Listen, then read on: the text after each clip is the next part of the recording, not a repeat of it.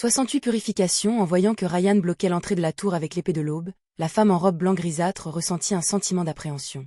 Elle retourna rapidement les énormes ciseaux, les serra autour de son cou et tira doucement. Un filet de sang rouge vif jaillit immédiatement, accompagné de son cri aigu. Le sang coulait dans toutes les directions comme s'il avait sa propre vie, enveloppant tout son corps. C'était comme si la femme s'était parée d'une armure complète de couleur sang. Pendant ce temps, Ryan tenait l'épée de l'aube à l'envers avec les deux mains et faisait une génuflexion. Avec un pop, il a poignardé l'épée large à deux mains, qui s'était condensée à cause de la lumière, dans le sol en pierre devant lui. L'épée large s'est désintégrée, se transformant en point de lumière qui ressemblait au soleil du matin. Ils étaient densément emballés et innombrables, formant un ouragan vacillant et violent qui balayait l'avant. Partout où passait l'ouragan de lumière, le sol en pierre était finement rasé. Certaines marches ont été aplaties et des fissures exagérées sont apparues. La femme fut complètement engloutie avant de pouvoir esquiver. L'armure couleur sang sur son corps a duré une seconde avant de se briser complètement et de fondre dans la lumière. Cette fois, elle avait quitté l'environnement spécial du 3e étage et se trouvait dans un endroit rempli de force vitale. Elle ne pouvait plus utiliser les visages pâles et transparents pour changer de position. Elle ne pouvait que regarder de minuscules fissures couleur sang apparaître sur son corps. Les fissures se sont développées rapidement et se sont instantanément transformées en une blessure hideuse qui a traversé la femme. Alors que ses cris se répercutaient, son corps s'est effondré en morceaux de chair. Les morceaux de chair et son esprit étaient encore ravagés par la tempête de lumière jusqu'à ce que l'ouragan se calme. La chair était broyée et l'esprit dissipé.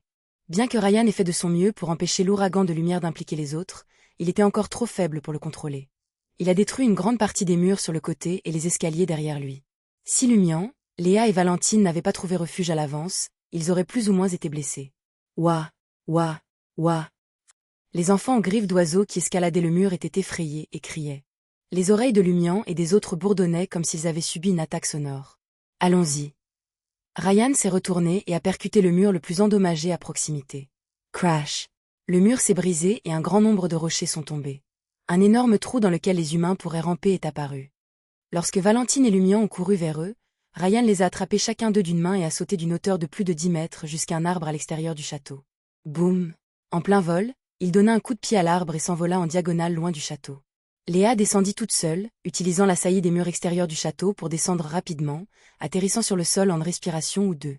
Ryan, Lumian et Valentine ont attendu Léa pendant quelques secondes alors que les arbres tremblaient violemment.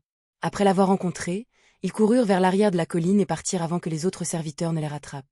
En moins d'une minute, Madame Puali se tenait sans expression à côté du trou rompu à l'entrée de la tour, vêtue d'une robe duveteuse bleu grisâtre.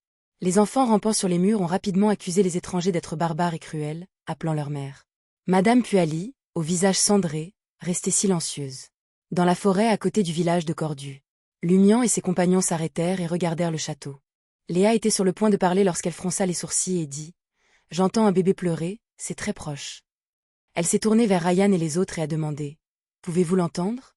Lumian fut surprise et écouta attentivement, entendant vaguement le son d'un bébé qui pleurait, mais ce n'était pas aussi proche que Léa l'avait décrit. En fait, cela semblait lointain. « Je peux l'entendre un peu », répondit honnêtement Ryan.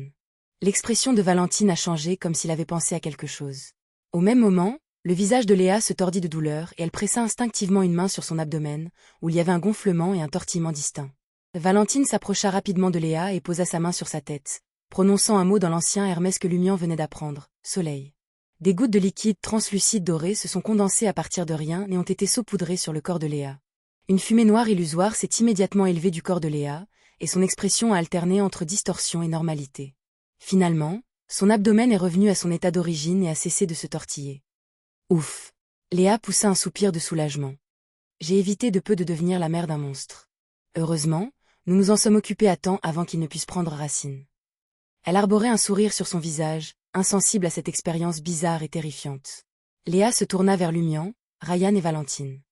Voudriez-vous vous purifier avec de l'eau bénite? Je crains que vous ne deveniez mère sans le savoir. Oui. Lumian accepta immédiatement, mais Valentine s'approcha d'abord de Ryan. Plaçant sa main sur la tête de Ryan, il prononça l'ancien mot d'Hermès, « soleil ». De l'eau bénite s'est formée et s'est répandue, mais rien d'inhabituel n'est arrivé à Ryan. Valentine s'est ensuite purifiée et aucune fumée noire n'est apparue. Il se dirigea ensuite vers Lumian et posa sa main sur la tête du chasseur. « Soleil », répéta-t-il, et des gouttelettes de liquide translucide tombèrent. Lumian ressentit soudain une vive douleur dans son cœur, comme si un serpent s'enfouissait à l'intérieur.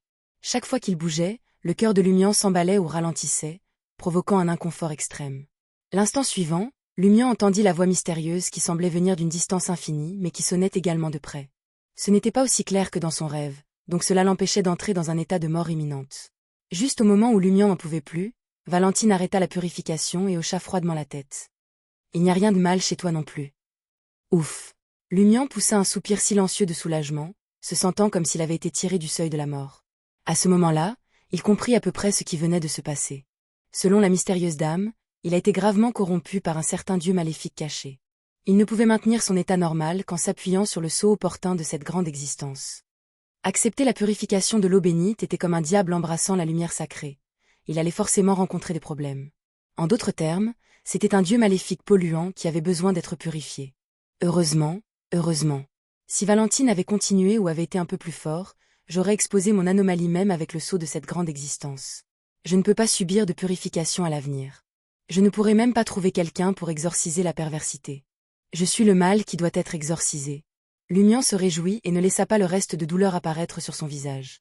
Après avoir réalisé que ses compagnons avaient été purifiés et que tous les risques avaient été éliminés, Ryan a immédiatement suggéré « Si nous nous dirigeons vers la périphérie du village maintenant, nous activerons la boucle.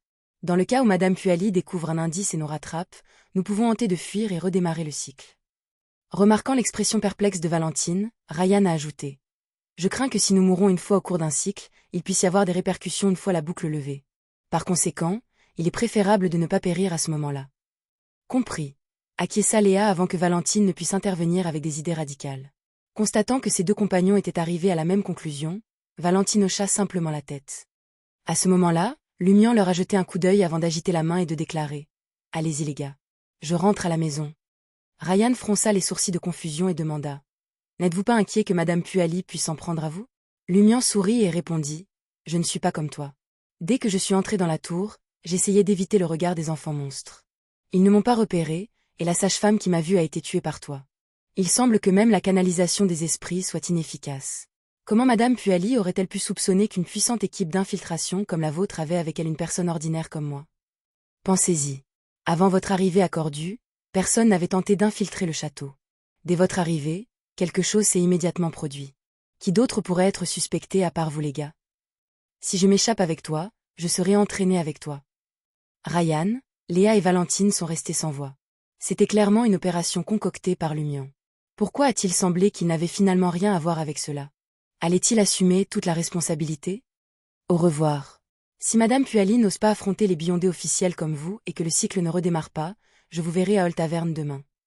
Lumian agita la main et se précipita vers la lisière de la forêt, leur appelant « Faites attention, mes choux ». Une fois sorti de la forêt, l'expression de Lumian devint sérieuse. L'explication qu'il a fournie pour ne pas s'échapper avec Ryan et les autres n'était pas la seule raison. C'était plutôt une excuse. Son objectif premier était de rentrer immédiatement chez lui et de retrouver Aurore. Dès qu'Aurore a invité Madame Puali à prendre le thé de l'après-midi, quelqu'un s'est faufilé dans le château, et ils étaient les principaux suspects. Lumian a dû informer sa sœur que si Madame Puali venait l'interroger et la faire taire, elle devrait vendre les 3 étrangers et accepter l'emprisonnement de Madame Puali. Elle pourrait découvrir et faire miroiter un précieux secret pour retarder Madame Puali pendant un moment, l'empêchant d'exécuter qui que ce soit sur le champ. Ce n'est qu'en restant en vie qu'il y aurait une chance. Même dans la boucle, Lumian ne pouvait pas se permettre de mourir facilement au cas où quelque chose de catastrophique se produirait une fois la boucle terminée. De plus, une fois que Madame Puali aurait rattrapé Léa et les autres, si elle sortait victorieuse, l'un de Ryan et les 2 autres déclencherait la boucle et effacerait leurs souvenirs. Si elle perdait, de quoi s'inquiéter? Lumian serra les dents et courut chez lui par la route du village, endurant la douleur au mollet.